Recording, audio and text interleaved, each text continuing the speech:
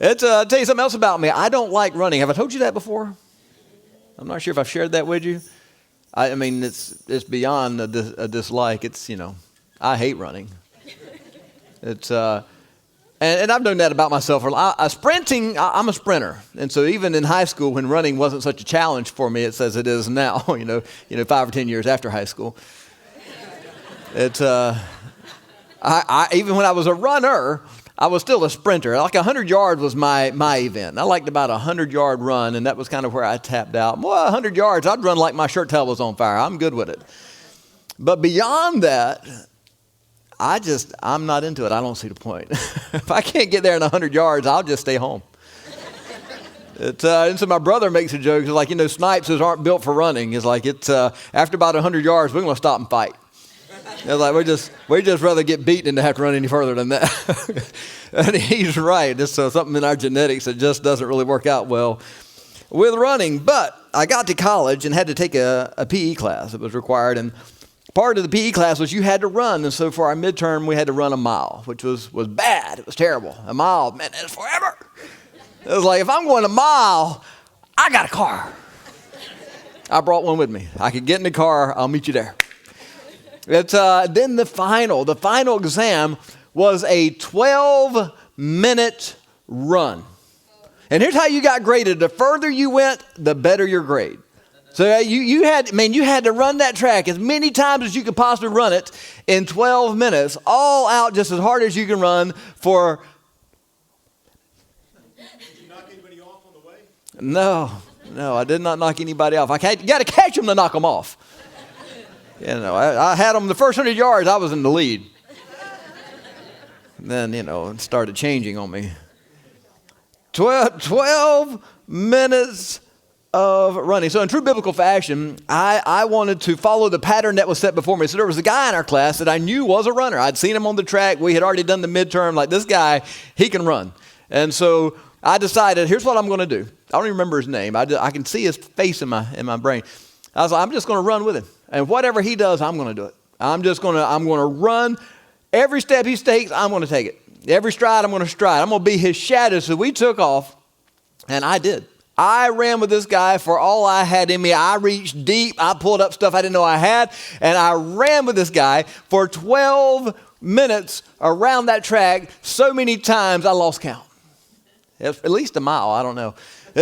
We ran a lot. It was a lot more than that. And it worked. I got the grade, but here's what I did not anticipate. I didn't know that he was going to run me so hard that I'd throw up. So we get done, with the 12 minutes, and everybody else is walking around, checking. I'm over in the grass on my knees screaming, Europe. Europe! Europe! I told you I reached down deep and brought stuff up I didn't know I had. We saw it. It was right there. We figured it out. That's what he had for breakfast. And, But I got the grade. I also got the education. Here was what the education was for me. I don't like running. Distance running. I hate to say, yes, 12 minutes for me qualifies as long distance. That is a long run for Randall Snipes. And so it's not what I like. And so, to my discomfort, I opened up the book of Hebrews, and we get to chapter 12, sermon number 185, if you're tracking. Get to chapter 12, and it says in verse 1 through 2 that we are all running a race. Look at it on the screen with me for just a second. It says, therefore, since you have such a large cloud of witnesses surrounding us, let us lay aside every weight and the sin that so easily ensnares us and run with endurance the race that lies before us, keeping our eyes on Jesus, the source and perfecter of our faith, who for the joy that lay before him endured the cross, despising the shame, and has sat down now at the right hand of God's throne. So there it is. God says, hey, you're going to run a race your whole life. You didn't know it, did you? It's a race. Now, it's different, obviously, but still, that God uses this analogy to teach us something, that it requires endurance. It requires a lot of different things, actually, that he's given us some key attributes of how we run this race so that we can finish well, so that we're not left behind, so that we don't get distracted and lose out. And so for all of us, the starting line, man, that's the easy part. That's the exciting part. That's, the beginning of our relationship with Jesus when we first begin to understand that we're sinners, that we deserve to spend eternity in hell, and God has done something tremendous because he loves us and wants to spend eternity with us. God came and accepted a punishment that we deserved. He died in our place. He suffered in our place. He accepted our sin debt on himself. He took the punishment for us so that we could go free.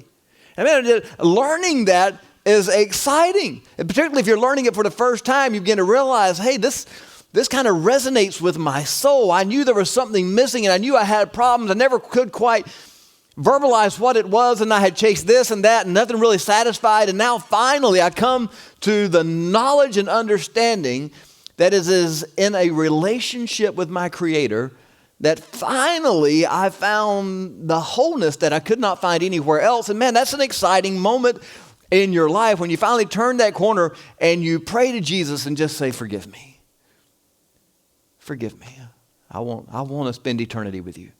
And you accept that gift of salvation where Jesus saves you from the penalty of your sin. And it's exciting. That's the starting point. That's the beginning line. And so we all start this race with a degree of excitement, and and it's new and it's fresh, and there's peace and there's joy and there's hope and there's salvation, and that lasts for a while. Mile one, you're still excited. And you're excited about Jesus. You're excited about your faith. You're excited about forgiveness that feels so good. You're excited about church. Those sitting at home.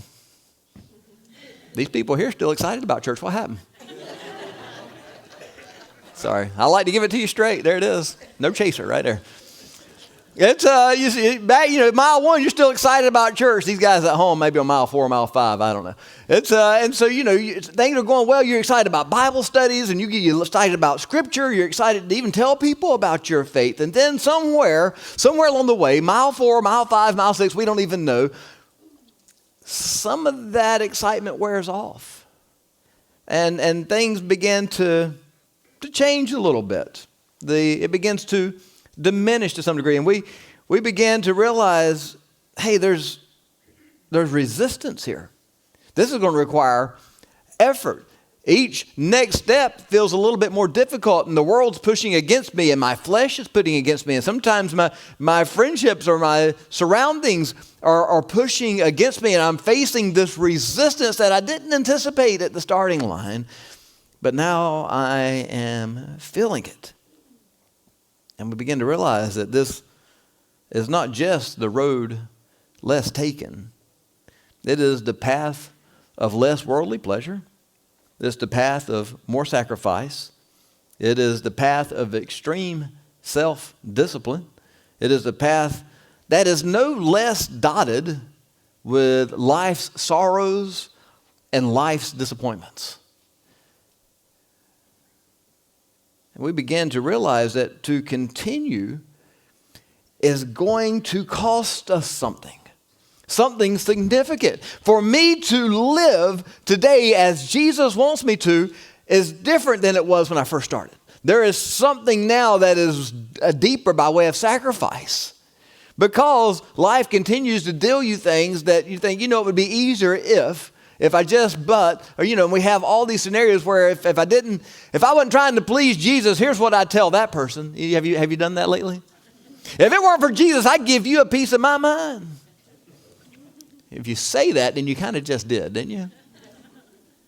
And so we have that kind of resistance where the flesh wants to act out. The flesh wants to do what the flesh does, and yet we know that to continue to run the race means a sacrifice of self daily. And that's why Paul said, I die daily.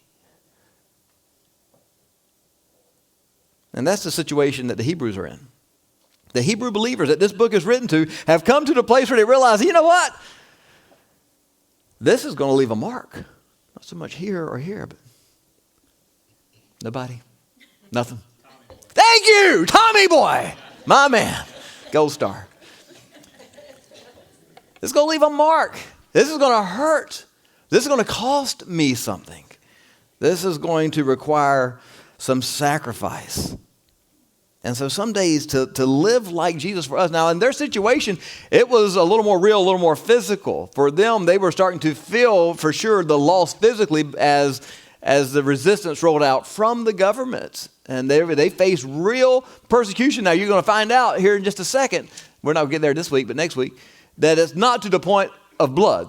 And so the writer of Hebrews, be it Paul or somebody else, says, hey, look, now you've not resisted to the point of shedding of blood yet. It ain't that bad. Don't overreact. But you have lost stuff. And you've watched friends lose stuff. And you realize that this persecution is real. It's going to cost you. For us today, it's not that. Here's what it is for us today. It is the sacrifice of our selfish nature. It is the sacrifice of our retaliatory nature. It is a sacrifice of our nature. And it is our nature to do things differently than Jesus did them. And so for us today to live like Christ, that means to continue this race, is going to cost us some satisfaction, if you will. It's going to cost us to turn our back on some of our natural tendencies.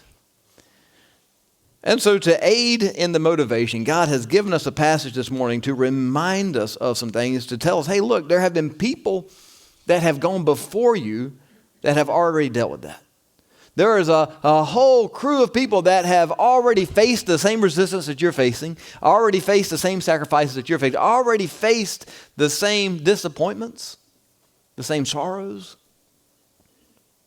the same rejection, or whatever it is that you're facing, and they continue to run. And so he gave it to them in chapter 11. We call it the Hall of Faith. He said, hey, look at these names. Abel, who, from the dead still speaks about what it is to give an honorable sacrifice. And look at Moses over in chapter 11 and verse 24, who could have been the son of Pharaoh's daughter, but chose rather to suffer, It's abnormal. And God says, I want you to look at these people. And he gives us a list of names, and Abraham and all the patriarchs and the prophets. People who faced resistance, who faced persecution, who faced real, genuine loss, as well as the emotional struggles that we deal with. And yet they didn't turn their back. They didn't tuck tail and run. They continued to run the race for God. He says, I want you to realize, number one, the arena that you are in, you are surrounded by this cloud of witnesses that continue to speak and continue to say, hey, look, we did it. You can do it. We continued. You can continue. We didn't stop. You don't stop. We didn't give in. You don't give in. And it's not just the witnesses from Hebrews chapter 11, maybe you don't have to reach that far back to find people who did it well and finished their course and ran the race in a way that is worthy of example. Maybe there's somebody in your circle of influence that you know was dealt some pretty bitter hands and really did well and really continued. And we've known people. Wayne North, my father in ministry is kind of what I call him. He's the guy that did a lot for me to prepare me for ministry when I was at Sabina Road Baptist Church in Tucson, Arizona. He was the pastor there for just a short period of time. And man, he did so much for me to encourage me and to grow me in ministry. But that was all after the loss of his son. And he lost a daughter too. He lost two children.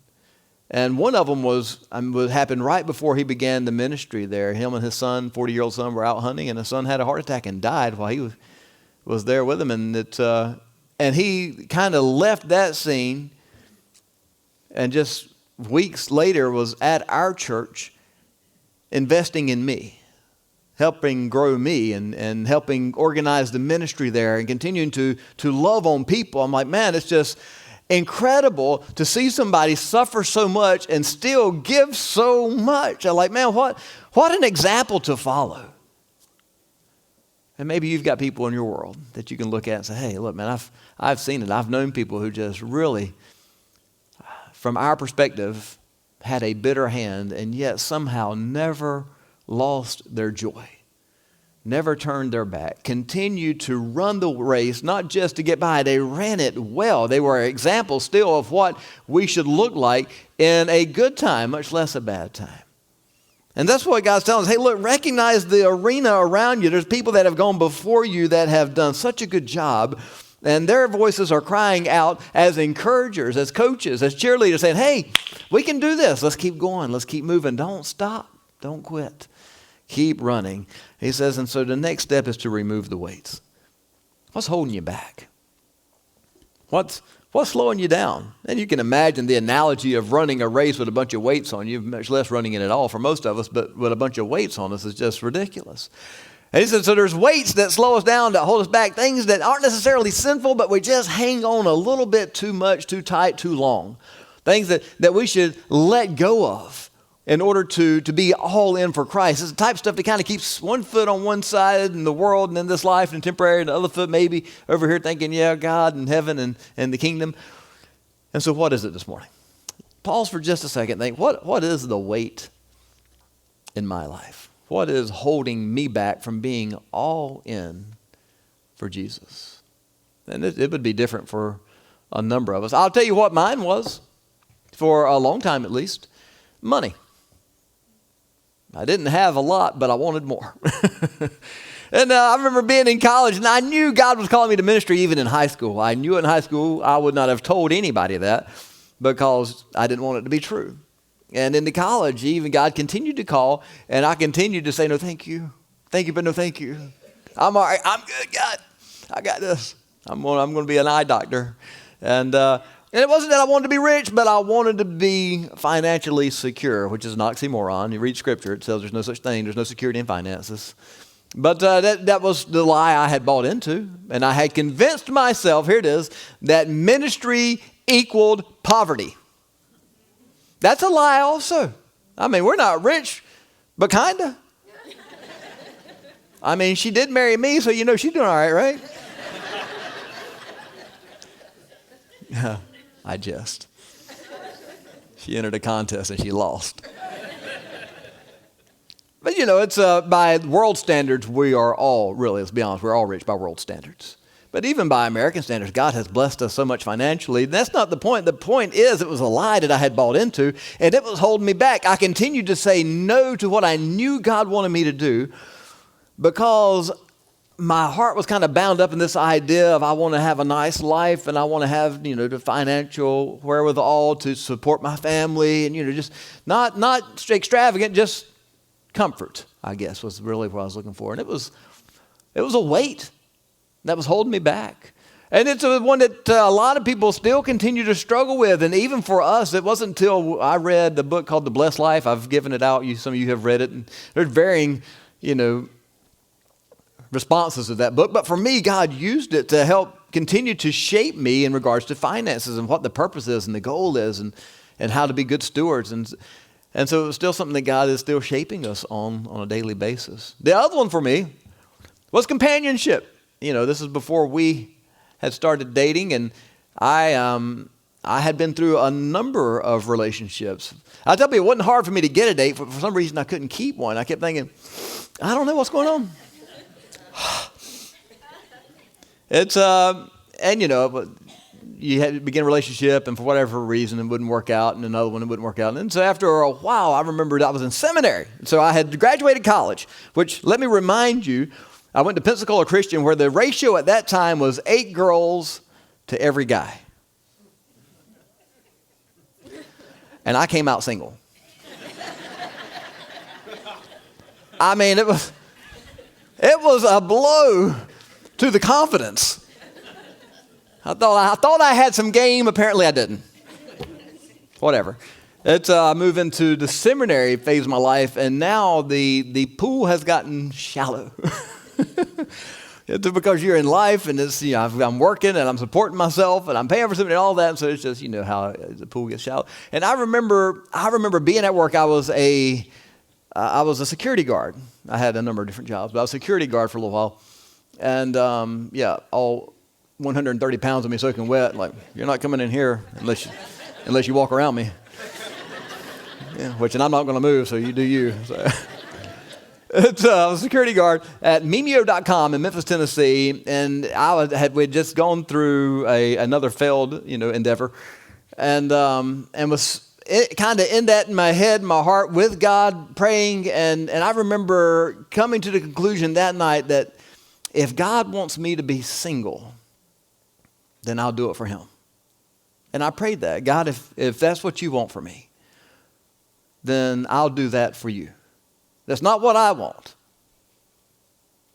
but I'm surrendering. And that's really what it was. And I tell people all the time, look, we go through life with our fists clenched on whatever it is we're hanging on to and holding on to and trying to maintain. And really all God wants us to do is just open up our hands, not because He wants to take something out, but because He wants to put something in.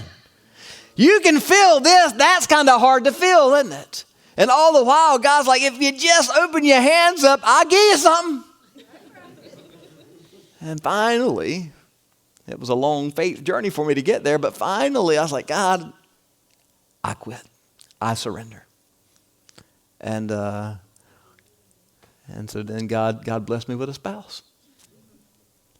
And it's it's true throughout. All these weights, things that we tend to hang on to that we want so desperately and so badly in this life can serve to be something that prevents us from really getting God's best.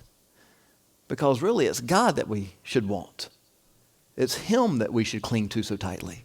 And all these other things can easily become weights and hindrances. And so the writer says, hey, you've got to remove the weights. Recognize the arena, remove the weights, and then resist the sin.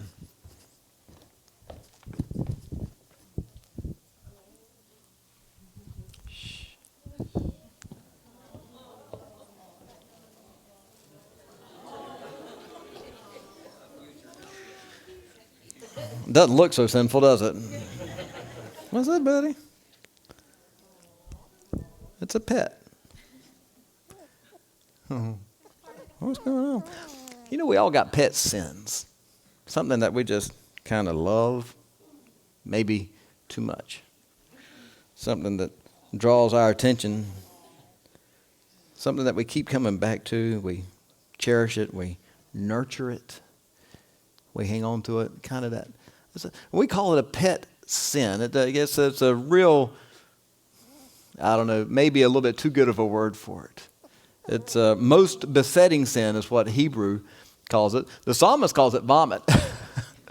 As a dog returns to his vomit, so a man returns to his folly. And we just keep coming back to it because we love it over and over again. And it's, we just want to spend some time with our pet sin, and we just want to, yeah. We would give this back. That's a terrible analogy. This thing here's adorable. Put him away. We have a pet sin. You've got a pet sin. There's some things, it might not be one, it could be multiples, that you find is the thing that keeps tripping you up, the thing that you keep coming back to, the thing that you enjoy secretly, and maybe you even hate that about yourself. Hopefully so, because you should be followers of Christ, and if that's true, then there should be some extreme discomfort in the fact that you keep coming back to this sin. But Scripture says, hey, look, this thing that you keep struggling with, this is the thing that keeps tripping you. He says you're going to have to resist that. Obviously, you can't run tripped. You've got to stay on your feet if you plan to run well. And this sin keeps drawing you back in and bringing you back down.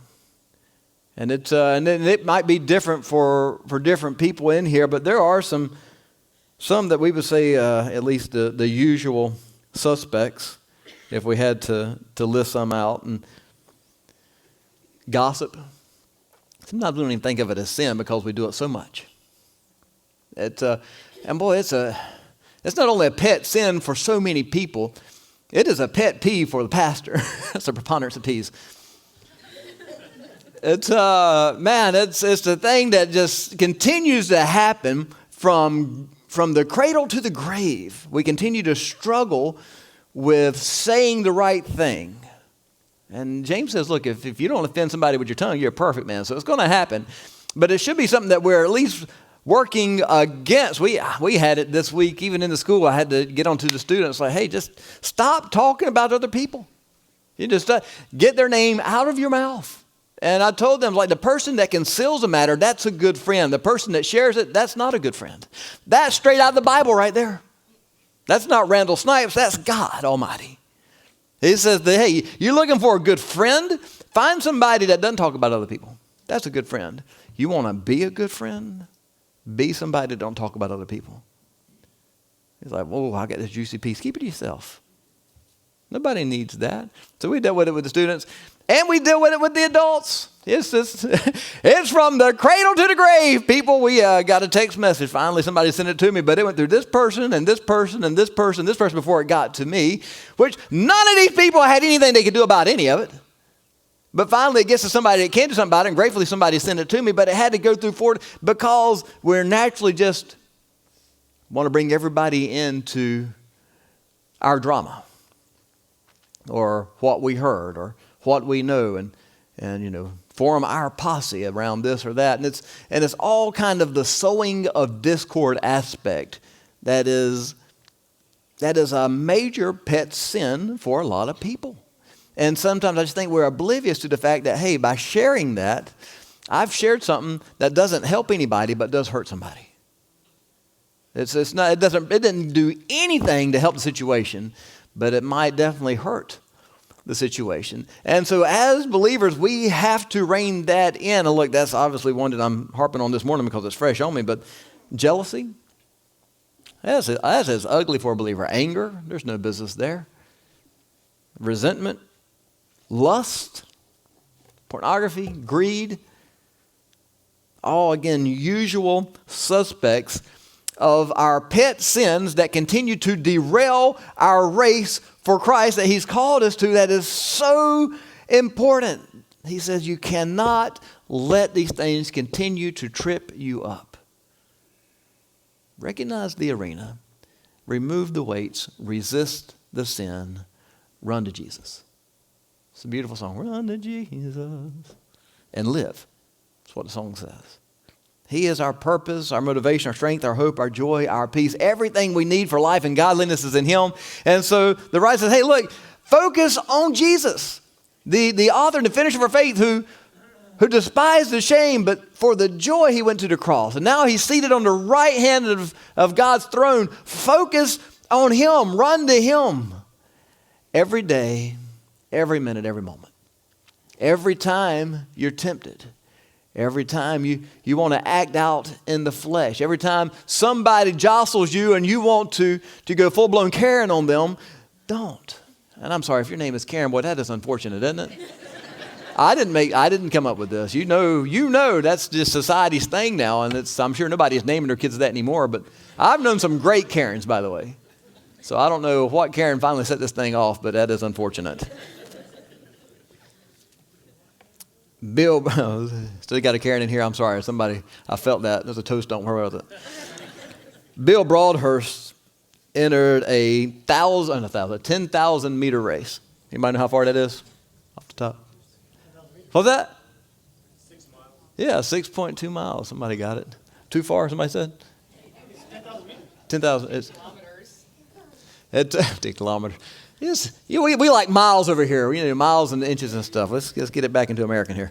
Bill Broadhurst entered a 10,000 meter race in Omaha, Nebraska, promoted by Pepsi, and there were 1,200 runners that were competing in this, basically a 6-mile run. And when the gun fired, the runners all sprinted from the starting line. Bill Rogers, different Bill, was a famous marathon runner who was also competing in this, and he'd had his name in the paper so many times we lost track. Bill Rogers took off, finished the race in just over 30 minutes. That's a runner that you don't want to run with right there and leave him at the house. And so he was done, and Bill Broadhurst began his race, and within minutes, the other runners were basically out of sight. 10 years earlier, he had had a brain aneurysm. Left him completely paralyzed on his left side. Say completely. He could still move his leg, but he couldn't bend it. He couldn't torque it like you would in order to run. And so for him to run, he had to throw his left foot forward pivot on it and then throw it again right off the stage. And so that's how he'd run. So it plop, plop, plop, plop that was the cadence of his run for 6 long, excruciating miles. Plop, plop, plop, plop. Sweat pouring off of him, pain running through his leg and his ankle. And on he ran. Plop, plop, plop. It wasn't fast. It wasn't graceful. But it had bucket loads of endurance. Here's a man who was determined to finish the race. Even though it hurt, he was determined to finish the race. Even though it was weird and awkward and difficult for him, he was determined to finish the race. So 2 hours and 29 minutes later, he crosses the finish line. Bill Rogers comes over and puts his medal onto Bill Broadhurst. It wasn't about winning for him. It wasn't about being the fastest or the first or the best. It was all about finishing the race regardless of the difficulties, regardless of the weights, regardless of the hindrances, regardless of the setbacks, regardless of the discouragements and the disappointments or the pain. To run to the best of his ability until the race was over. When's that happening? We don't know. God has already set the finish line for each of us. Our goal is just to run to the very best of our ability as long as we can. As long as it takes. Regardless of the pain, the difficulties, the setbacks, the discouragements, to just keep running to Jesus every day, every minute, every moment. That's what the race looks like. What's the next step? Run to Jesus. What do I do after that? Then you run to Jesus. And when I get done with that, run to Jesus. And every day, every minute, every moment, just run to Jesus. And here's what you're going to discover. If you can stay close to Him, you're going to finish the race well. He's already set the path. He knows the course. He knows exactly what to pace Him, walk with Him, run with Him, stay with Him, be close to Him, and you win. It really is that simple. God says, you already got the runner to run with. What's left is just run. Every day, every minute, every moment, run to Jesus. And so we run, not aimlessly, not without destination, not in desperate hope of something new or different. We run every day, every minute, every moment to Jesus. Understanding if we just stay close to Him, we will finish the race well. And Paul says, and there is laid up for us a crown of righteousness, the reward for our endurance, regardless of the setbacks and the disappointments, discouragements, the pain. We keep coming back to Jesus, and that is how you win the race. Bow with me for just a moment. God is calling us back to something simple this morning. That is the simplicity of running with Him, staying close to Him so that we run this race well, so that we can have the joy of His salvation, so that we can experience the reward that He has laid up for us. The crowns, the jewels, the well done, my good and faithful servant. Maybe there's somebody here this morning, you've been derailed by something in this life. Maybe it caught you by surprise. You didn't see it coming. You have been heartbroken or head sick or somehow just disappointed. You didn't see that, didn't expect that to be part of your journey. And yet there it is. What are you going to do? The answer is the same. It cannot affect who you are. You are a child of the King. You have been called to run this race. And so you get back up. And today, you come back to the presence of Jesus. And you say, I'm sorry. I'm sorry that I let that derail me. I'm sorry that I let it trip me up. I'm sorry that I got off course. I'm coming back today to be close to you. I want to run with you.